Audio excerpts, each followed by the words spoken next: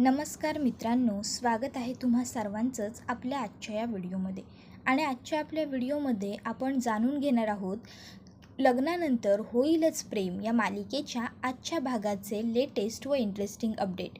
चला तर मग मित्रांनो, सुरू करूया आजच्या अपडेटना. आजच्या अपडेटमध्ये आपल्याला कळणार आहे की जीवा आणि नंदिनीचं लग्न नेमकं कसं ठरणार आणि जीवा व नंदिनी एकमेकांबरोबर लग्न का करणार. तर मित्रांनो, आजच्याच भागात आपल्याला जीवा आणि नंदिनीचं लग्न पाहायला मिळणार आहे, त्यामुळे हा व्हिडिओ शेवटपर्यंत नक्की पहा. व्हिडिओ आवडला तर लाईक नक्की करा, चॅनलला सबस्क्राईब करून बेल आयकॉनसुद्धा प्रेस करा, जेणेकरून पुढच्या सगळ्या व्हिडिओचं नोटिफिकेशन हे तुम्हाला पटापट मिळत जाईल आणि सगळ्याच व्हिडिओंचा आनंदसुद्धा घेता येईल. त्याचबरोबर कमेंट करा, शेअर करा, हे सगळं करायलासुद्धा विसरू नका. चला तर मग मित्रांनो, वळूया आपल्या आजच्या भागाकडे, म्हणजेच लग्नानंतर होईलच प्रेम या मालिकेच्या आजच्या भागाकडे. तर आजच्या भागामध्ये आपल्याला असे पाहायला मिळते की इकडे बाबा हे नंदिनीसमोर गुपचूप उभे असतात आणि नंदिनी ही त्यांना रिक्वेस्ट करत असते की बाबा प्लीज प्लीज असं नका करू. अहो, एकदा लग्न मोडलं आहे माझं आणि आजच्या दिवसात माझ्याबरोबर खूप वाईट घटना घडल्या आहेत, ज्या नको घडायला हव्या होत्या. आता माझं लग्न करण्याचं मनच नाही, मला नाही करायचं लग्न, माझी इच्छाच नाही, मनस्थिती नाही आहे. त्याबरोबर आता दौलत मामा पुढे येत म्हणतो, लग्न तर तुला करावंच लागेल नंदिनी. त्याबरोबर हे ऐकून सगळ्यांनाच खूप मोठा धक्का बसतो. तर पुढे दौलत मामा म्हणत असतो, अगोदर लग्नातून पळून गेलीस, त्यामुळे तुझ्या धाकट्या बहिणीला काव्याला तुझ्या जागी मंडपात उभं राहावं लागलं आणि आत्ता हे असं बोलतेस. त्याबरोबर नंदिनी म्हणत असते, मामा मी पळून गेले नव्हते, मला पळवून नेलं होतं त्या दीपकने, किडनॅप केलं होतं मला. हे मी तेव्हाही सांगितलं आणि मी आत्ताही तेच सांगते. आत्ता माझ्याकडे कोणताही पुरावा नाही आहे हे सिद्ध करण्यासाठी, बस इतकंच. पण प्लीज माझ्यावरती विश्वास ठेवा. आणि मी का अग्निपरीक्षा द्यायची आणि कोणासाठी मी हे सिद्ध करायचं की हो नव्हते पळवून नेलं मला, मी किडनॅप नव्हते झाले. सांग ना, कोणासाठी हे सगळं करायचं आहे मी. आणि सगळ्यात महत्त्वाचं, मी ज्यावेळेस पळून गेले असं तुम्हाला वाटलं, त्यावेळेस तुम्ही कोणीतरी मला शोधण्याचा साधा प्रयत्न तरी केला का? बोल ना. त्याबरोबर आता लगेचच यशवंतराव हे पुढे येत म्हणतात, तुमच्या आईवडिलांसाठी. त्याबरोबर नंदिनी यशवंतरावांकडे बघायला लागते. तर ते म्हणत असतात की तुम्हाला अग्निपरीक्षा तुमच्या आईवडिलांसाठी द्यावी लागणार. नंदिनी म्हणत असते, हे बघा प्लीज, मी तुमच्यासमोर हात जोडते, मला तुमच्या रीती परंपरा या सगळ्यांबद्दल खूप आदर आहे, पण मला तुमच्याबद्दलसुद्धा आदर आहे.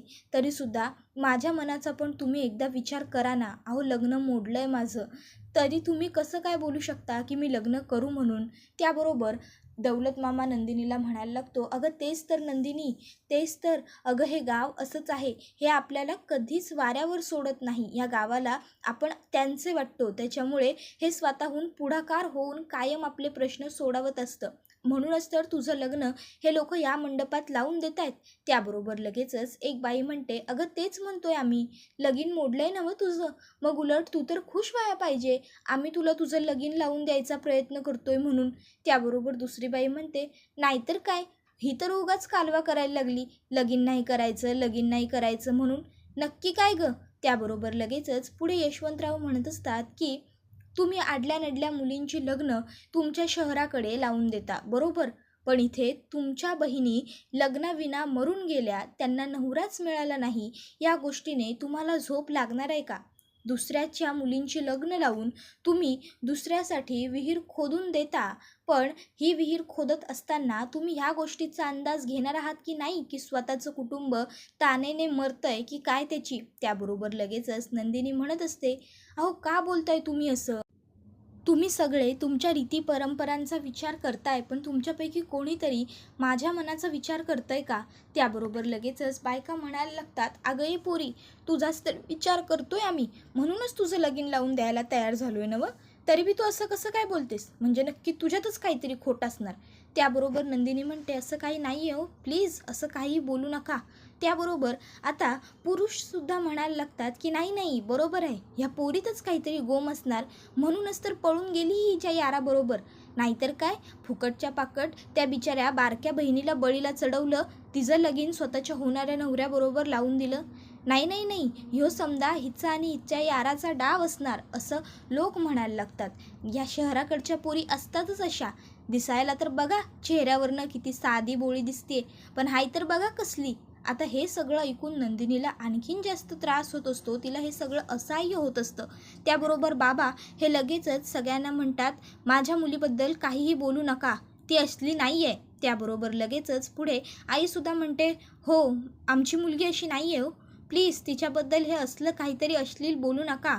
त्याबरोबर आता बायका म्हणायला लागतात, नाही नाही ती असलीच आहे, तुम्हासनी ठाव नसेल, हिथं दुसरी कोण पोरगी असती तर शर्मेनं मेली असती आत्ता पावतर, पण ही बघा कशी वचा वचा बोलते ते. त्याबरोबर आता नंदिनी म्हणते, काय बोलताय तुम्ही, तुमचं तुम्हाला कळतंय का? आणि ठीक आहे मी लग्नाला तयार, कोण करेल माझ्याशी लग्न सांगा ना. आता मला मान्य आहे की तुमच्या गावात जिला निंदा म्हणतात तिला आमच्या शहरात आम्ही गॉसिप म्हणतो. आता मी कुठेही जाण्यापूर्वी माझ्या मोडलेल्या लग्नाची कीर्तीच सगळीकडे पसरणार आहे हे मला ठाऊक आहे, पण तरीसुद्धा मला लग्न करण्याचं मन नव्हतं, पण आता मी तयार आहे, कोण करणार माझ्याशी लग्न. त्याबरोबर लगेच आता इकडे मामा म्हणतो, नंदिनी तू काळजी करू नकोस, तू सिद्ध करायचं ठरवलंयस ना की तू निर्दोष आहेस, मी आहे तुझ्यासोबत, माझा पोरगा शंकर लग्न करेल तुझ्याशी, तू काळजी करू नको, तू माझ्या घरची सून होशील नंदिनी. तसं पण तुम्ही लहान होतात तेव्हा आम्ही तुमचं लग्न ठरवलेलंच होतं. शंकर इकडे ये. त्याबरोबर आता बाबांनी बोलवल्यामुळे शंकर पुढे येतो. तर बाबा हे शंकरला सांगतात, शंकर नंदिनीबरोबर तू लग्न करायचं. आता मात्र शंकर लगेचच बाबांचा हात खांद्यावरून झिडकारून देत म्हणतो, ओ पप्पा मी नाही लगीन करणार ह्या सेकंड हँड पोरीशी. कुणाला ठाव ही नक्की कुठं होती आणि कुणाबरोबर होती. ही सांगत्या की हिला पळवून नेली होती, पण नक्की पळवूनच नेली होती हे कशावरनं, ही कशावरनं हिच्या याराबरोबर गेली नव्हती. हे बघा ह्या असल्या सेकंड हँड पोरीशी मी लग्न करणार नाही. आता हे ऐकल्याबरोबर लगेचच बाबा हे शंकरच्या एक खणखणवून मुस्काटात लगावून देतात आणि हे बघून सगळ्यांनाच खूप मोठा धक्का बसतो. तर आता मात्र शंकरला त्यांचा खूप राग आलेला असतो आणि शंकर हा तिकडनं निघून जातो. तर आता नंदिनी ही सगळ्यांना म्हणत असते, ही आहे आजच्या स्त्रीची खरी आणि सत्य परिस्थिती. आजही स्त्री ही समाजाच्या पायात पाय पुसणं म्हणूनच आहे आणि या असल्या समाजात नाही राहायचं मला. मग जर माझं लग्न होत नाही म्हणून ह्या समाज मला नको नको ते बोलणार असेल तर खरंच नाही राहायचं मला या समाजात. माझ्या आईबाबांनी ज्या मुलाबरोबर माझं लग्न ठरवलं त्याला अगदी लगेच मी लग्नासाठी होकार दिला, त्याच्याबरोबर लग्न करायला तयार झाले, त्याच्याबरोबर सुखी संसाराची स्वप्न पाहू लागले. आईबाबांनी सांगितलं लग्न गावी करायचं म्हणून इथे गावाला निघून आले. गावाला आल्यावर सुद्धा हळद, संगीत, मेहंदी, इतर काही तुमच्या ज्या काही सोपस्कार आहेत, संस्कृती आहेत, त्या सगळ्या मनापासून पूर्ण करण्याचा पुरेपूर प्रयत्न केला. सगळं व्यवस्थित चालीरीतीप्रमाणे केलं. तरीसुद्धा आज अग्निपरीक्षा मलाच द्यावी लागते. बरं तर ते सुद्धा मी करायला तयार आहे, पण तेव्हासुद्धा मला तुम्ही लोक साथ द्यायला तयार नाही. तुम्हाला सांगितलं की मी पळून गेली आहे, पण त्यानंतर तुमच्यापैकी किती जणांनी मला शोधण्याचा प्रयत्न केला हो. आता मात्र सगळे लोक गप्प असतात. नंदिनी म्हणत असते की कोणीच मला शोधण्याचा प्रयत्न केला नाही. खरं तर माझ्या नजरेतून मी नाही तर तुम्ही सगळे गुन्हेगार आहात, कारण तुम्ही मला शोधण्याचा प्रयत्नच केला नाही. तुम्हाला जे दाखवण्यात आलं तुम्ही फक्त त्याच्यावरती आणि तेवढ्यावरतीच विश्वास ठेवलात. ज्यावेळेस मला पार्थ आणि रम्याच्या नात्याबद्दल कळलं त्यावेळेस माझ्या आईवडिलांनी जाऊन ते लग्न मोडून दिलं, पण तरीसुद्धा मी त्यावेळेस पार्थच्या बाजूने अगदी ठाम आणि खंबीरपणे उभी राहिले. मी रम्याला सांगितलं ठणकावून की जोपर्यंत मला हे सगळं पार्थ स्वतःहून सांगणार नाही तोपर्यंत मी असल्या कोणत्याही गोष्टीवरती विश्वास ठेवणार नाही. पण तुमच्या मुलाने मला एवढीही संधी दिली नाही असं ती पार्थच्या आईवडिलांकडे बघून म्हणते. त्यानंतर पुढे नंदिनी म्हणत असते की आता माझं काळीज दगडाचं झालं आहे, आता मला काहीच फरक पडत नाही माझ्याशी लग्न कोण करतं आणि कोण नाही या गोष्टीने. आहे का कोणी मुलगा तयार जो माझ्याशी लग्न करेल, तो सुद्धा माझ्या चारित्र्यावर चिखलफेक न करता. सांगा ना माझी काय चूक होती. मी तर गौरीपूजन करत होते ना, ते सुद्धा अगदी मनोभावे, तरीसुद्धा आज मला अग्निपरीक्षा द्यावी लागते, माझ्यावर चिखलफेक होतीये. आहे कोणी तयार जो माझ्या कॅरेक्टरवर डाऊट न घेता, मला सेकंड हँड न म्हणता माझ्याशी लग्न करेल, ह्या दगडात जीव आणेल. आहे कोणी तयार असं म्हणत आता नंदिनी खाली बसते आणि रडायला लागते. आता नंदिनीची ही अवस्था बघून नंदिनीच्या बहिणींना सुद्धा खूप वाईट वाटत असतं. तिथे उपस्थित असलेल्या प्रत्येकाच्या डोळ्यात पाणी आलेलं असतं, कारण नंदिनीची अवस्था ही सध्या खूपच जास्त वाईट झालेली असते आणि कोणालाच नंदिनीची ही परिस्थिती बघवत नसते. पण आता कोणाच्याच हातात काहीच पर्याय नसतो, कोणीच काही करू शकत नसतं. पार्थच्या आईवडिलांना सुद्धा नंदिनीचं खूप वाईट वाटत असतं. त्यांनासुद्धा काही बोलता येत नसतं, कारण त्यांच्या हातातसुद्धा काही पर्याय नसतो. तर आता जीवाने बाहेर येऊन हे सगळं काही ऐकलेलं असतं, पाहिलेलं असतं आणि जीवाला हे सुद्धा माहीत असतं की नंदिनी सेकंड हँड नाही किंवा नंदिनी कुठल्या मुलाबरोबर पळून गेली नव्हती, तर दीपकनेच तिला पळवून नेली होती, कारण जीवानेच तिला वाचून इथपर्यंत पोहोचवलेलं असतं. त्यानंतर त्याला गावातल्या लोकांचे बोलणे ऐकायला येते. त्याला सगळं आठवायला लागतं की ही मुलगीच सेकंड हँड आहे. ह्या मुलीनेच हे सगळं प्लॅन केलं होतं. हिने आणि हिच्या यारानेच हे सगळं ठरवून केलं होतं. या शहराकडच्या मुली असतातच अशा, दिसते तर इतकी साधी सरळ, पण बघा आहे तर कसली. त्यानंतर पुढे पुन्हा एकदा तो माणूस म्हणाला होता की हो हिने मुद्दामून हिच्याच बहिणीला हिच्या होणाऱ्या नवऱ्याबरोबर लग्न करायला भाग पाडलं. त्यानंतर पुन्हा आता जीवाला शंकरचं बोलणं आठवू लागतं. नक्की ही पोरगी कोणाबरोबर पळून गेली होती, याचा काय नेम, बरं हिला पळवून नेलं होतं हे तरी कशावरनं ही पळून गेली नव्हती. पळून गेल्यानंतर हिच्यामध्ये आणि त्याच्यामध्ये काय काय झालं असणार कोणाला माहिती. मी असल्या सेकंड हँड मुलीबरोबर लगीन करणार नाही. आता हे सगळं आठवून जीवाला नंदिनीचं थोडं वाईट वाटायला लागतं आणि त्यानंतर लगेचच जीवाला काव्याबरोबर घालवलेले सुंदर क्षण, त्यांच्या कॉलेज टाईममधले दिवस सगळं काही आठवायला लागतं. आता जीवाला आठवत असतं की तो जेव्हा काव्याच्या आणि स्वतःच्या हाताचं मॉडेल बनवून घेत होता, त्यावेळेस काव्या त्याला म्हणाली होती की जीवा, अरे कशाला बनवून घेतोयस तू हे मॉडेल, उलट तुला हे मॉडेल बघून सतत वाईट वाटत राहील, तुला माझी आठवण येईल. त्यावेळेस जीवा काव्याला म्हणालेला असतो, काही बोलतेस तू उगाच काव्या, असं का बरं होईल, आपलं लग्न होणार नाही आहे का, अगं आपलं लग्न होणार आहे आणि मग तू माझी बायको असणार आहेस, मग मला काय या मॉडेलकडे बघून सतत तुझी आठवण काढावी लागेल असं वाटतंय तुला. त्यामुळे काव्य आणि जीवाने पुन्हा एकदा एकमेकांना हसून स्माईल दिली होती. त्यानंतर एकदा ज्यावेळेस संगीत सेरेमनी होती, मेहंदी सेरेमनी होती, तेव्हासुद्धा सगळ्यांपासून लपत छपत जीवाने काव्यासाठी रोज आणलं होतं आणि ते बघून काव्यासुद्धा खूप खुश झाली होती. त्यानंतर आता काव्याबरोबर घालवलेले प्रत्येक प्रेमाचे सुंदर क्षण जीवाला आठवत असतात. त्यानंतर त्या दोघांनी एकमेकाला दिलेली वचनं, त्या दोघांनी एकत्र स्पेंड केलेला क्वालिटी टाईम, दोघंजणं डेटवरती गेलेले असतात. त्यानंतर दोघांनी मारलेल्या गप्पा, दोघांनी एकमेकांना दिलेली वचनं, दोघांनी एकमेकांसाठी घेतलेल्या शपथा, सगळं काही जीवाला आठवत असतं. तसं जीवा एक एक पाऊल पुढे पुढे चालत असतो. त्यानंतर जीवाला हेही आठवतं की काव्याने पार्थबरोबर लग्न करून त्याचा किती मोठा विश्वासघात केलेला आहे. आता खरं तर जीवाला खरं माहीतच नाही की त्यावेळेस काव्यावरती काय परिस्थिती ओढावली होती. त्यामुळे त्याला असंच वाटत असतं की काव्याने त्याचा विश्वासघात केला, तिने मुद्दामून लग्न केलं पार्थबरोबर. त्यानंतर त्याला नंदिनीचे शब्दसुद्धा आठवायला लागतात की माझ्या होणाऱ्या नवऱ्याबरोबर तुम्ही पार्थबरोबर काव्याचं लग्न लावून दिलं. आज मी जिथे उभी असायला हवी होते तिथे काव्य उभी आहे, माझ्या जागी माझी धाकटी बहीण उभी आहे, जी माझी पाठ राखीण म्हणून येणार होती आणि आज मी इथे उभी आहे. आता हे सगळं आठवून जीवाला आणखीन जास्त नंदिनीचं दुःख होत असतं. त्याला वाटत असतं की नंदिनीचा या सगळ्यात काहीच दोष नाही, पण तरीसुद्धा शिक्षा ही नंदिनीलाच मिळते. त्यानंतर त्याला पुन्हा एकदा काव्याचं बोलणं आठवतं. त्याला आठवत असतं की तो काव्याला म्हणत असतो, काव्या खरं सांग, तुझं माझ्यावरती प्रेम आहे का, काव्या बोल, प्रेम आहे तुझं माझ्यावरती अजूनही. त्यावेळेस काव्याने जीवाला म्हटलेलं असतं की हो आहे माझं तुझ्यावरती प्रेम आणि जीवा माझं फक्त तुझ्यावरतीच प्रेम आहे. त्यावेळेस जीवा काव्याला म्हटला होता की ठीक आहे, मग चल माझ्याबरोबर बाहेर आणि ताबडतोब आपण सांगूया सगळ्यांना की हे लग्न आपल्याला मान्य नाही आहे म्हणून. तुझं माझ्यावरती प्रेम आहे, माझं तुझ्यावरती प्रेम आहे. पण त्यावेळेस मात्र काव्याने या गोष्टीसाठी नकार दिला होता. ज्यावेळेस जीवा तिला ओरडून सांगत होता की हे मंगळसूत्र काढून टाक, आपण बाहेर जाऊन सगळ्यांना सगळं खरं सांगू, सगळं आपलं ऐकतील, पण त्यावेळेस मात्र काव्याने हे सगळं करायला नकार दिला होता.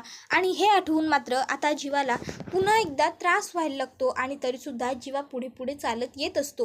तर त्याला आठवत असतं की कसं काव्याने त्याला फसवलं, कसं तिने पार्थबरोबर लग्न केलं. आता त्याला ही सगळी फसवणूक वाटत असते खरी, पण त्याला हे माहीत नाही की हे सगळं करताना काव्याची मनस्थिती काय होती आणि तिने कसं जीवावरती येऊन हे सगळं काही केलं होतं आपल्या कुटुंबियांसाठी. जीवा मात्र स्वतःच्याच तंद्रीत असतो. त्याला हेच वाटत असतं की काव्याने आपली फसवणूक केली आहे, तिने मुद्दामून हे सगळं केलं आहे, त्याला सतत काव्याची आठवण येत असते, काव्याचे शब्द आठवत असतात, पण तरीसुद्धा तो एक एक पाऊल पुढे पुढे पुढे पुढे टाकत असतो. बघता बघता आता जीवा हा नंदिनीपर्यंत येऊन पोहोचलेला असतो. नंदिनीपर्यंत पोहोचल्यावर जीवा हा लगेचच नंदिनीच्या डोक्यावरती हात ठेवतो. आता मात्र सगळेजण शांतपणे जीवाकडे बघत असतात. तर जीवा हा नंदिनीला म्हणत असतो, मी करेन तुझ्याशी लग्न. आता हे ऐकल्याच्या नंतर नंदिनीला सुद्धा खूप मोठा शॉक बसतो की जीवा हे काय असं बोलतोय. नंदिनी जीवाकडे नजर वर करून बघते तर जीवा हा वरती लोकांना सांगत असतो की हो, मी तयार आहे नंदिनी बरोबर लग्न करायला, मी करेन तिच्याशी लग्न. आता हे ऐकल्याच्या नंतर नंदिनीच्या आईवडिलांना सुद्धा जरा बरं वाटतं, सगळ्यांना जरा दिलासा वाटतो. जीवा नंदिनीला उठवून उभी करतो आणि मी करेन तुझ्याशी लग्न असं पुन्हा एकदा तिला सांगत असतो. आता हे ऐकल्याच्या नंतर जीवाचे बाबा पुढे येतात आणि ते जीवाला विचारत असतात, जीवा नक्की तू हे जे बोलतोयस ते तुझं खरं आहे ना? तू म्हणजे शुअर आहेस ना की तू नंदिनी बरोबर लग्न करायला तयार आहेस? बघ बेटा, त्याबरोबर लगेचच आता जीवा हा आपल्या बाबांकडे बघत लगेचच त्यांना उत्तर देतो, हो बाबा, मी तयार आहे, मी नंदिनी बरोबर लग्न करणार. आता हे ऐकल्यानंतर सगळ्यांनाच बरं वाटतं. तर जीवाची आई ही पुढे येते आणि नंदिनी आणि जीवाची नजर काढते. त्याबरोबर आता इथे नंदिनीचे बाबा पुढे येतात आणि जीवापुढे हात जोडत ते म्हणत असतात, खरोखर जीवा, मी तुझे उपकार आयुष्यात कधीच फेडू शकणार नाही. तुझे कायमच ऋण राहतील माझ्यावरती. तुम्ही जे मागाल ते मी तुम्हाला द्यायला तयार आहे. त्याबरोबर लगेच जीवाचे बाबा म्हणायला लागतात, काय बोलताय तुम्ही? अहो, उलट मगाशी तुमच्या मुलीने आमच्या पार्थबरोबर लग्न करून सगळी वेळ सांभाळून घेतली आणि आता आमचा जीवा तुमच्या नंदिनीबरोबर लग्न करून सगळं काही व्यवस्थित निभावून नेईल. त्यानंतर आता इकडे जीवा आणि नंदिनी हे दोघंही एकमेकाच्या नजरेत नजर घालून एकमेकाकडे बघत असतात. तर लगेचच बाबा हे जीवाला म्हणत असतात, खरंच proud of you my son. आता खरं तर इथे बाबांना वाटत असतं की नंदिनीचं आयुष्य वाचवण्यासाठी जीवाने हा निर्णय घेतला आहे, पण आपल्याला तर अशीच खात्री आहे की जीवाने हा सगळा तामझाम फक्त काव्याला धडा शिकवण्यासाठी घेतलेला आहे. तर इकडे गावातल्या लोकांना सुद्धा जीवाचा निर्णय आवडलेला असतो आणि त्यामुळे गावकरी सुद्धा टाळ्या वाजवत असतात जीवासाठी. तर दुसरीकडे आता ती मुलगी ही आत्याच्या कानात कुणकुण करत असते, बघितलंस का आत्या, दोन्ही मुली आता आपल्याच घरात येणार आहेत. त्यावर आत्या म्हणत असते, हो ना, आणि त्याहून वाईट गोष्ट ही की ही मूर्ख रम्या अजून कुठे अडकली आहे ते कळत नाहीये. एक काम कर. आणि मग आत्या त्या मुलीच्या कानात कुसूर करते आणि लगेचच ती मुलगी हो चालेल असं म्हणते. तर आत्या ही म्हणत असते की आता ह्या दोन्ही मुलींना मलाच सहन करावं लागणार आहे, मला झेलावं लागणार, कारण ह्या आपल्या घरात लग्न होऊन येणार आहेत. आता खरं तर आत्याला आवडलेलं नसतं पार्थबरोबर काव्याचं लग्न झालेलं आणि त्याहून आता जीवाबरोबर नंदिनीचं लग्न होत असलेलं, पण तिच्या हातात काहीच पर्याय नसतो. ती हे सगळं गप्पपणे बघत असते. आता मात्र जीवा आणि नंदिनीला लग्नासाठी तयार करून आणलं जातं. त्यानंतर लग्नाचे विधी सुरू होतात. अंतरपाठ धरला जातो. गुरुजी मंत्रोपचार करत असतात. मंगलाष्टका पूर्ण झाल्याच्या नंतर अंतरपाठ काढला जातो. आता वधूवराने एकमेकाच्या गळ्यात हार घाला असं सांगितलं जातं. जीवा आणि नंदिनी दोघंही एकमेकांकडे एकदा बघतात आणि दोघंही एकमेकांच्या गळ्यात हार टाकतात. त्यानंतर आता मंगळसूत्र घालण्याचे विधी सुरू करायचे असतात. गुरुजी दोघांनाही पाटावरती बसायला लावतात आणि मग मंगळसूत्र घालण्याचे विधी सुरू होतात. आता जीवा हा नंदिनीच्या गळ्यामध्ये मंगळसूत्र घालतो आणि आता खऱ्या अर्थाने नंदिनी ही जीवाची पत्नी झालेली असते. त्यानंतर आता गुरुजी हे पुढचे मंत्रोपचार करतात आणि मग आता जीवाला नंदिनीच्या मागेच सिंदूर भरायला सांगतात आणि जीवा नंदिनीच्या मागेच सिंदूर भरतो सुद्धा. आता मात्र जीवा आणि नंदिनी दोघांना सुद्धा त्रास होत असतो. दोघांनीही डोळे मिटून घेतलेले असतात. त्यानंतर आता सप्तपदींची वेळ आलेली असते आणि एकमेकांबरोबर एकमेकांचा हात पकडून गठबंधन करून सप्तपदी घेत ते दोघंही 7 जन्मासाठी एकमेकाचा स्वीकार करत असतात. सप्तपदी पूर्ण झाल्याच्या नंतर आता गुरुजी हे त्या दोघांनाही एकत्र उभे करतात आणि मग म्हणत असतात, तुमचा विवाह संपन्न झाला आणि तुम्ही आता पती पत्नी झाला आहात. हे ऐकल्याच्या नंतर पुन्हा एकदा जीवा आणि नंदिनी एकमेकाकडे बघतात आणि आजचा हा एपिसोड इथेच संपतो. व्हिडिओ आवडला तर व्हिडिओला लाईक नक्की करा, चॅनलला सबस्क्राईब करा आणि बेल आयकॉन प्रेस करायला विसरू नका. मित्रांनो, तुमचा एक लाईक हा आमच्यासाठी खूप महत्त्वाचा असतो. तुमच्या लाईक्समुळे आम्हाला आणखीन चांगल्या व्हिडिओ बनवण्यासाठी मोटिवेशन मिळत राहतं. तर तुम्हाला काय वाटतं, आता जीवाने नंदिनीबरोबर लग्न तर केलं आहे, पण तो नंदिनीला बायको म्हणून स्वीकारू शकेल का, की फक्त दुनियेला दाखवण्याकरिता आणि काव्याला त्रास होण्याकरिताच जीवाने नंदिनीबरोबर लग्न केलेलं आहे? आणि जर जीवाने हे असं काहीतरी केलेलं असेल तर याचा नंदिनीला किती त्रास होईल पुढे जाऊन ते आम्हाला सांगायला विसरू नका. मित्रांनो, आपण तर फक्त निष्कर्षच काढू शकतो. नक्की पुढच्या एपिसोडमध्ये काय घडणार हे पाहण्यासाठी आपल्याला मालिकाच पाहावी लागेल आणि त्यासाठी तुम्हाला आपला चॅनल सबस्क्राईब करावा लागेल, कारण आपल्या चॅनलवरती मालिकेचे संपूर्ण एपिसोड नक्कीच येत असतात. आणि त्यामुळे चॅनलला सबस्क्राईब करा, व्हिडिओला लाईक करा, शेअर करा, जेणेकरून तुमच्याबरोबर इतर लोकही या व्हिडिओचा असाच आनंद घेऊ शकतील. धन्यवाद.